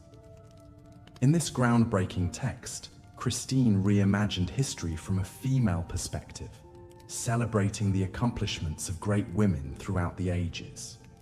She conjured a utopian city populated and governed entirely by women, where they were free to pursue knowledge, art, and self-fulfillment without limits. It was a radical vision for its time, and one that would plant the seeds of feminist thought for generations to come. Through her words, Christine de Pizan not only made a name and a living for herself, but she also opened up new possibilities for women in the world of letters. She showed that a woman could be both a serious scholar and a commercially successful author, paving the way for other gifted female writers to follow in her footsteps. Of course, Christine's remarkable success story was very much the exception rather than the rule in medieval times. For the vast majority of women, the pursuit of education and intellectual endeavors remained an impossible dream. Most could not read or write, and even those who could were often discouraged or outright forbidden from doing so by the men in their lives. The idea that women were mentally inferior to men was so ingrained in medieval society that it was practically accepted as gospel truth. Learned scholars and religious leaders devoted endless pages to elaborate theories about the deficiencies of the female mind. Women, they argued, were too weak, too emotional, and too easily swayed by temptation to be trusted with serious matters of the intellect. These beliefs had very real and damaging consequences for medieval women's health and well-being. With little understanding of female biology, physicians routinely misdiagnosed and mistreated women's medical issues. Menstruation was seen as a curse, a sign of women's inherent uncleanliness. Menopause was considered a form of madness, and childbirth, that most quintessentially female experience was a perilous undertaking that claimed countless lives. In the absence of trained doctors and midwives, women were left to rely on folk remedies, superstition, and the wisdom of other women to see them through their most vulnerable moments. Herbal concoctions were brewed to ease the pain of labor, amulets and charms clutched in the hopes of ensuring a safe delivery. But all too often, these desperate measures were not enough. Even for those women who did survive the dangers of childbirth, the spectre of death was never far off. Disease and malnutrition were rampant, and accidents a constant threat in a world lit only by fire. A simple cut could lead to a fatal infection. A fall from a horse or down a flight of stairs could leave a woman crippled or worse. And if a woman did beat the odds and make it to old age, she was likely to be widowed, impoverished, and utterly reliant on the charity of others. In a society with no social safety nets, the fate of an aging woman was often a grim one indeed. With no husband or male children to provide for her, she might be forced to beg for scraps or move in with resentful relatives who saw her as nothing more than a burden. If she was lucky, she might find work as a servant or caregiver, eking out a meager living in her final years. But all too often, she would simply be left to fend for herself, abandoned and forgotten by a world that no longer had any use for her. It's a bleak picture, to be sure, but it's important that we don't forget the harsh realities faced by our foremothers. Their struggles, their sacrifices, and their quiet acts of resilience paved the way for the freedoms and opportunities we enjoy today. We stand on the shoulders of giants, even if their names have been lost to history. But as much as we might like to imagine that we've left the injustices of the past behind us, the truth is that women's rights remain a work in progress. Even now, in the 21st century, women around the world continue to face discrimination, violence, and oppression on a daily basis. The specifics may have changed, but the underlying attitudes and power structures that enable such abuses are not so different from those of medieval times. We've come a long way, but we still have a long way to go. And as we continue the fight for true equality, we would do well to remember the women who came before us, the Christines and the Eleanors, the nameless mothers and daughters who endured unimaginable hardships and yet found ways to persevere. Their strength, their courage, and their indomitable spirit live on in each and every one of us.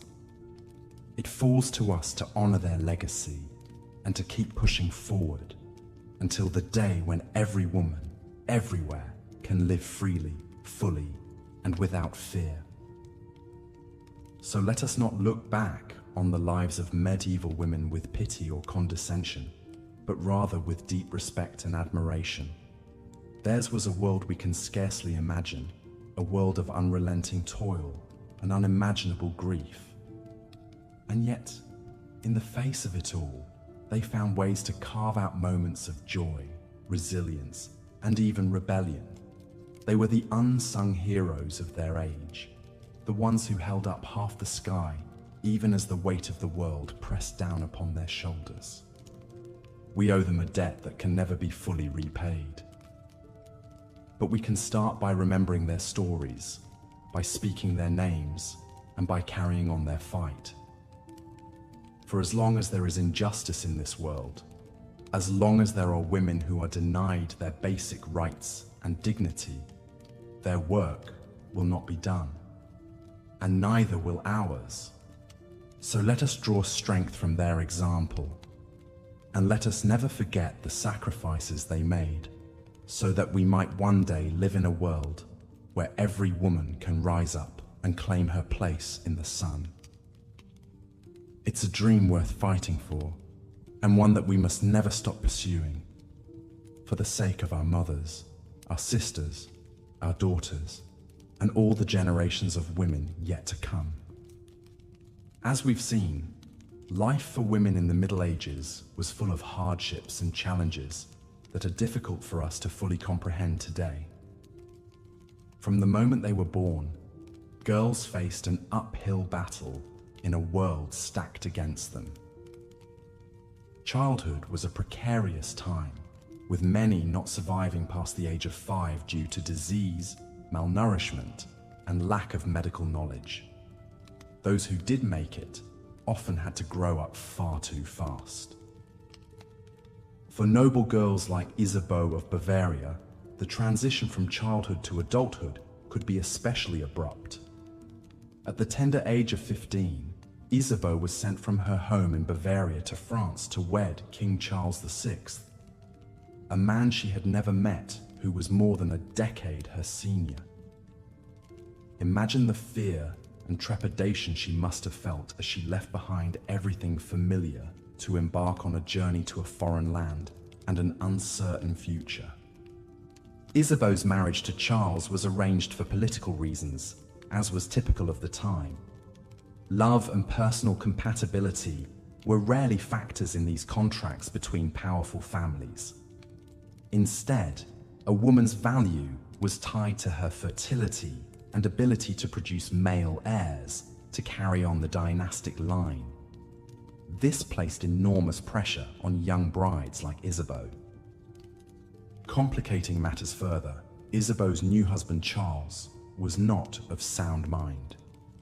Prone to bouts of madness that could last for months at a time, he was in no state to rule his kingdom, let alone be a supportive partner. As a result, much of the burden fell on Isabeau's shoulders. Still practically a child herself, she was thrust into the demanding role of queen, expected to manage the royal household, host dignitaries, patronize the arts and charities, all while being pregnant or recovering from childbirth virtually every year.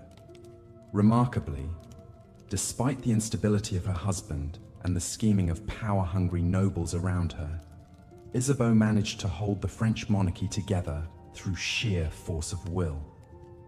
She bore Charles several children, including the future Charles VII. When her husband was incapacitated by his fits of madness, she served as regent in his place, wielding authority normally reserved only for men. And as the 100 Years' War raged between England and France, she became an adept diplomat, negotiating treaties and even personally leading armies into battle while heavily pregnant. Isabeau's story is a testament to the resilience and resourcefulness of medieval women in the face of incredible adversity.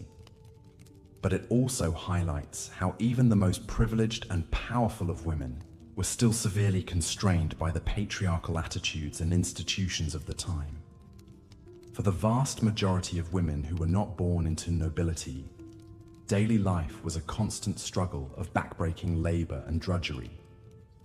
Whereas wealthy women like Isabeau had servants to handle cooking, cleaning, and childcare, peasant women had to shoulder all of the domestic burdens themselves on top of helping their husbands with farming and other laborious tasks. The lives of medieval peasant women revolved around an endless cycle of repetitive, physically demanding chores from sunup to sundown. There was water to be fetched from the well, firewood to be gathered, animals to be fed, bread to be baked, and meals to be cooked in heavy iron pots over hot, smoky fires. Clothes had to be washed by hand in the river or local stream, then hung to dry. Candles and soap had to be made from rendered animal fat. And of course, there was the constant spinning of wool into yarn. So ubiquitous a task for women that spinster became a term for an unmarried woman. With all of these essential duties to perform, peasant women had precious little leisure time. Noble women, by contrast, were freed from most of this menial labor, but they too lacked control over their own time and activities. When not tending to their required religious devotions, Noble women were expected to spend their days on respectable feminine pastimes like needlework, music, and overseeing the servants, with little opportunity to pursue their own interests and ambitions outside of the domestic sphere. Regardless of class, the one thing virtually all medieval women had in common was their subservient position to men. Daughters were under the authority of their fathers, wives under that of their husbands.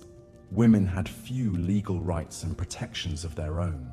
Instead, they were seen as property to be transferred from one man to another, their value tied to their dowry, their chastity, and their ability to bear children. Even within the home, a woman had little autonomy. Husbands had the right to make all decisions for the household and to control their wives' behavior and movements as they saw fit, by force if necessary.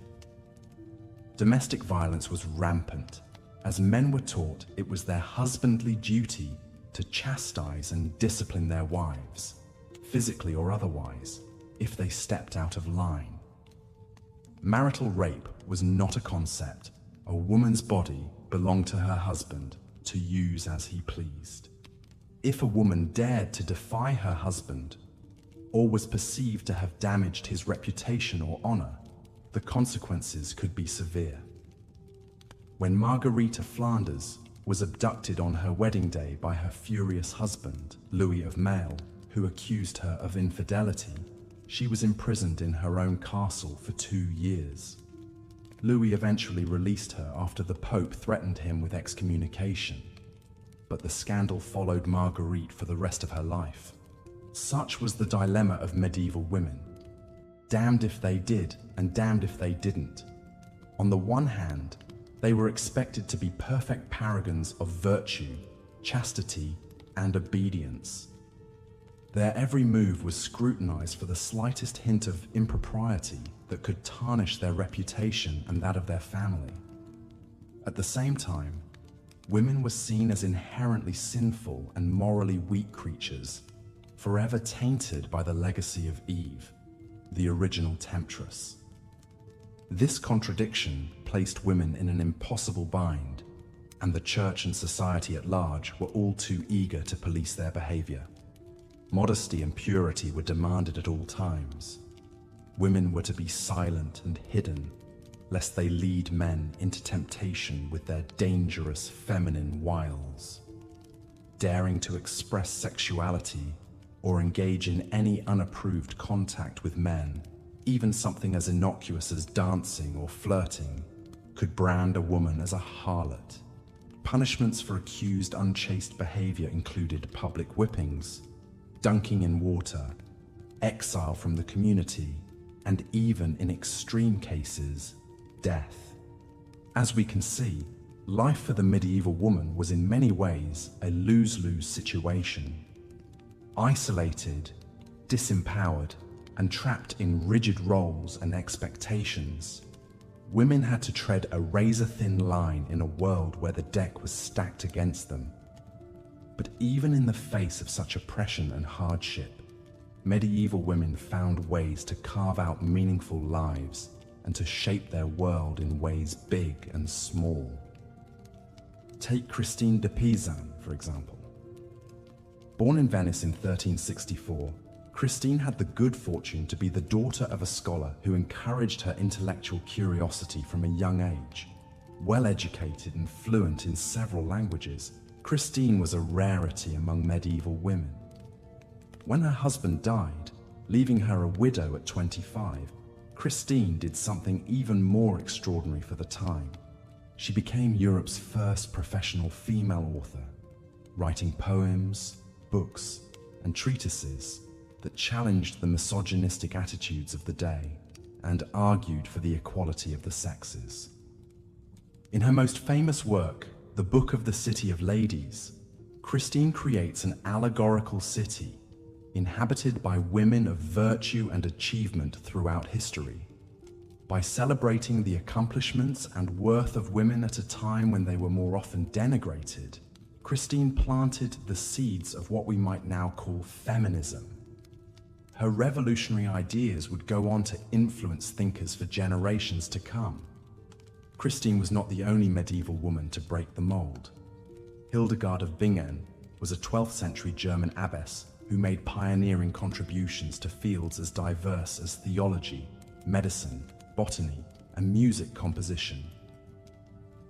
Joan of Arc, the teenage peasant girl who led the French army to improbable victories in the 100 Years' War, became a legendary heroine and an enduring symbol of female power.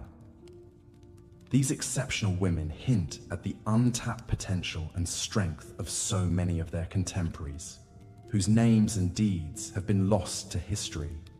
It's easy to get lost in the litany of the obstructions and abuses medieval women faced, and to overlook their indomitable spirit in the face of adversity. Yes, their hardships and circumstances were in many ways appalling from our modern vantage point. But we shouldn't lose sight of their humanity, tenacity, and courage as well. Life for the average medieval woman was defined by grueling work, suffocating limitations, and the ever-present threat of violence. And yet they persisted and endured. Through ingenuity and grit, through finding meaning and connection where they could, through the bonds of family and female friendship, these women survived and even thrived as best they could against the odds. Theirs is a legacy that is often neglected and undervalued, relegated literally to the margins of history books in favor of the deeds of great men. But taking the time to learn about and reflect on the daily struggles and triumphs of medieval women enriches our understanding of the human experience. It puts our own modern-day lives and lingering gender imbalances in perspective. And it reminds us of the strength and resilience of the so-called fairer sex, who have always been the backbone and lifeblood of human society, regardless of the recognition and freedoms granted or denied them. The plight of medieval women can perhaps be best summed up by Christine de Pizan when she lamented in the Book of the City of Ladies, "No matter which way I turn, no matter where I cast my eyes, I see nothing but the cruelty of men towards women. And yet God knows, women are not of a different species from men. They are human beings, just as much as men are." Though separated from us by centuries, Christine's words still ring painfully true. Medieval European women may have endured especially trying circumstances, but the basic inequalities and attitudes that constrained them have echoed across continents and eras. The fight for true female empowerment and equality is in many ways the defining struggle of human history, one that continues to this day. But as we reflect back on and honor the lives of medieval women, lives of endless labor, of stifling limitations, and also of indomitable fortitude, we can draw strength and inspiration from their example. They remind us of how far we've come and how far we have yet to go. As we've seen, women in medieval times faced immense challenges and oppression in nearly every aspect of their lives. From the moment they were born, girls were at a disadvantage, seen as a burden on their families. Many did not survive infancy due to poor medical care, malnutrition, and unsanitary living conditions. Those who did live past childhood had difficult roads ahead of them.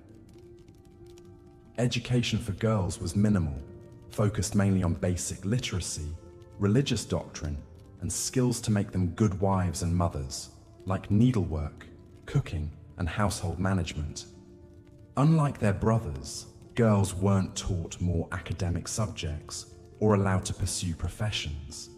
Their path in life was limited and predetermined. Even more restrictive were the early marriages that most girls were subjected to, usually in their early to mid-teens. These arranged unions were made to cement political alliances or business deals between powerful families, with little regard for the desires of the young bride. She was essentially being traded as property from her father to her new husband. One poignant example is the story of Isabeau of Bavaria. At the tender age of 15, she was sent from her home in Bavaria to marry King Charles VI of France, a man she had never met who was many years her senior. Leaving behind everything familiar, she had to adapt to a foreign court and an unstable husband prone to fits of madness. As queen, Isabeau was thrust into a role of great responsibility, expected to exert a calming influence on her volatile spouse and produce male heirs to secure the royal line. All of this as a lonely teenage girl in a strange land. Her youth and lack of power in her marriage left her vulnerable to schemes and manipulation by other nobles.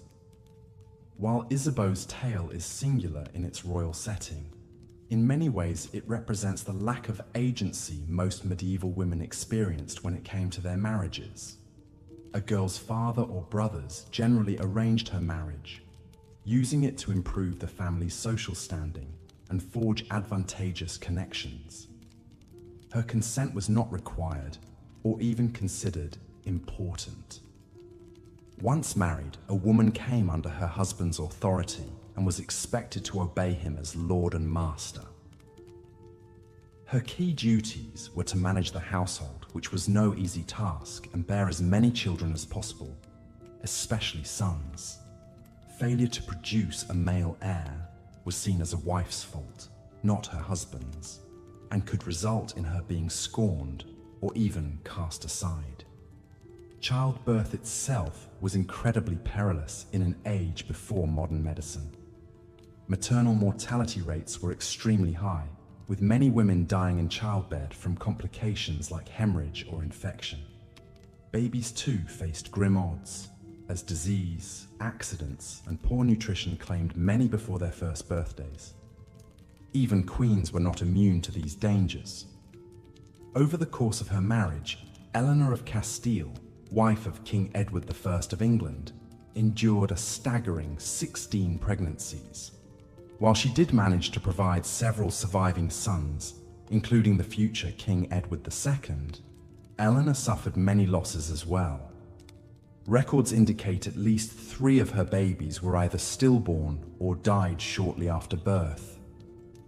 Others survived infancy only to be cut down by the illnesses that ran rampant in medieval times. Eleanor's own health was damaged by so many pregnancies and deliveries. She developed a prolapsed uterus, a painful condition that plagued her later years. In an era of limited contraception and no anesthesia or antibiotics, pregnancy was practically unavoidable for most married women and posed a serious threat to their well-being every time.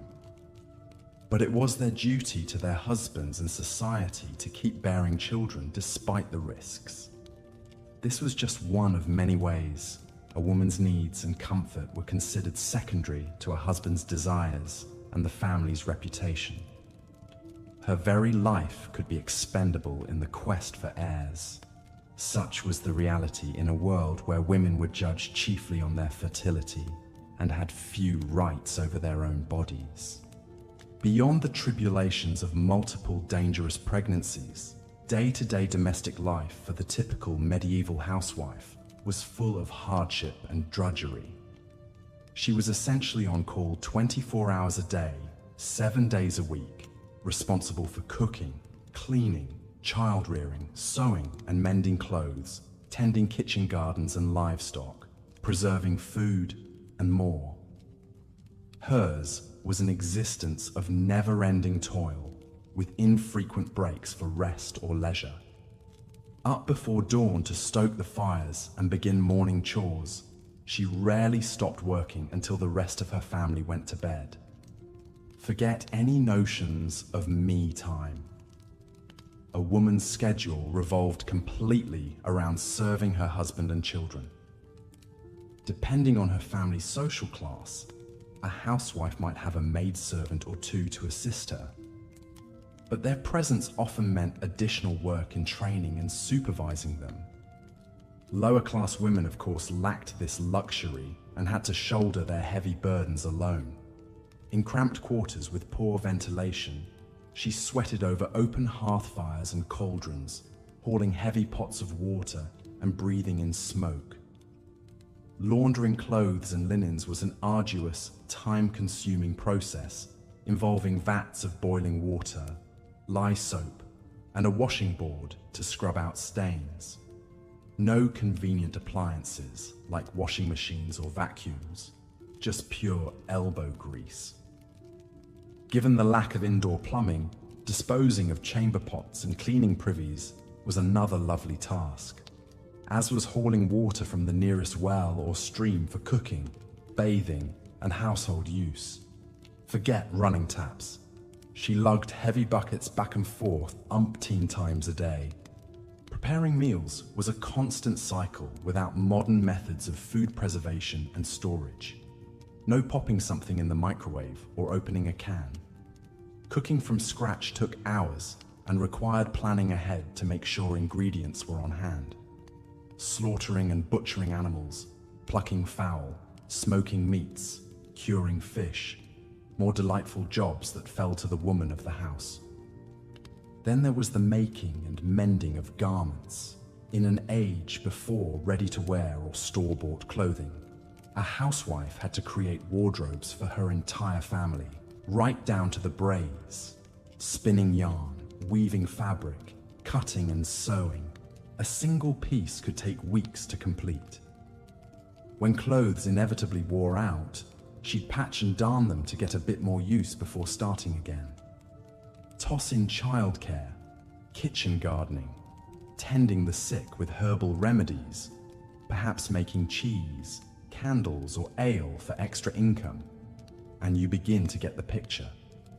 Managing a medieval household was a massive undertaking requiring stamina, skill, and self-sacrifice.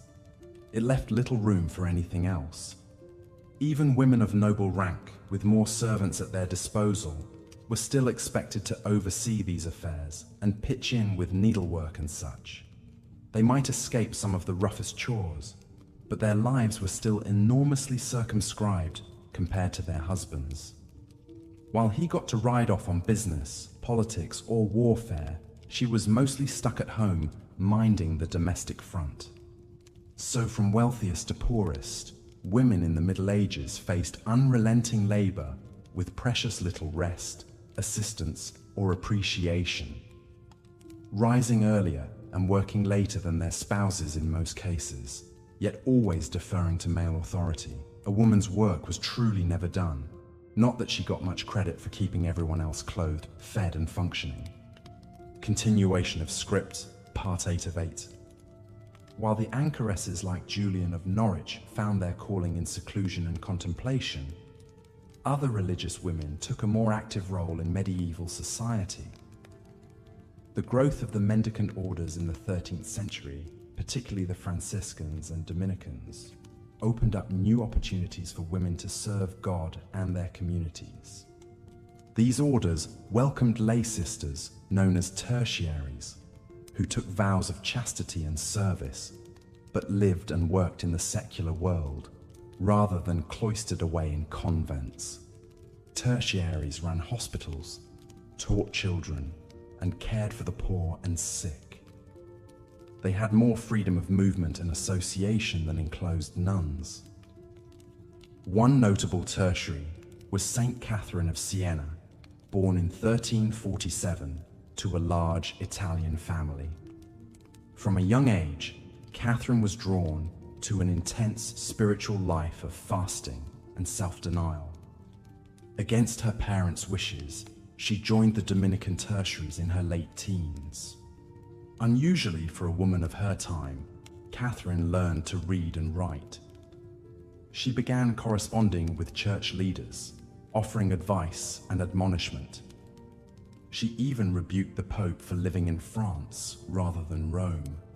Imagine the audacity it took for a young laywoman to criticize the Vicar of Christ himself. Yet miraculously, the Pope listened. Swayed by Catherine's piety and wisdom, Pope Gregory XI returned the papacy to Rome in 1377, ending the Avignon papacy. Saint Catherine was not only bold in confronting the powerful, but also tender in comforting the lowly. During the plague outbreak in Siena, she nursed the sick and dying, dressing their oozing sores without any thought for her own safety. She saw Christ in the face of every suffering soul. Though Catherine and her fellow tertiaries did much good, they still lived and worked within a strict patriarchal system that limited women's voices. Only the most exceptional could rise to positions of influence, and always under the authority of male superiors. Most medieval women, of course, were not destined for sainthood or political influence. They simply toiled day after day, bearing as best they could the many hardships and restrictions placed on their sex. It's difficult for us in the modern day to fully grasp the lack of agency women had over their own lives and bodies. From birth until death, a woman belonged to the men in her life. First her father, then her husband, perhaps her son in widowhood. She had little say in whom she would marry, how many children she would bear, or what labor she would do. Education, property rights, and legal recourse against abuse were all heavily circumscribed. And yet, to paint medieval women as merely passive victims of oppression does not do justice to their full humanity. Within their narrow spheres, they found ways to carve meaning and wield what power they could. They formed supportive networks with female friends and relatives. They took pride in their children, their handiwork, their piety. In everyday acts of resilience, a village woman going out to gather herbs to heal her sick child, an abused wife seeking sanctuary in a convent, a nobleman's daughter sweet-talking her father into a slightly later marriage. We see the unsung strength of the medieval woman. She may have had little control over the wider tides of history, politics, and religion that shaped her world. But in her daily life, she did what she needed to do to survive, and, if she was very lucky, to find moments of joy and purpose. One small pleasure that was acceptable for women was, in fact, storytelling.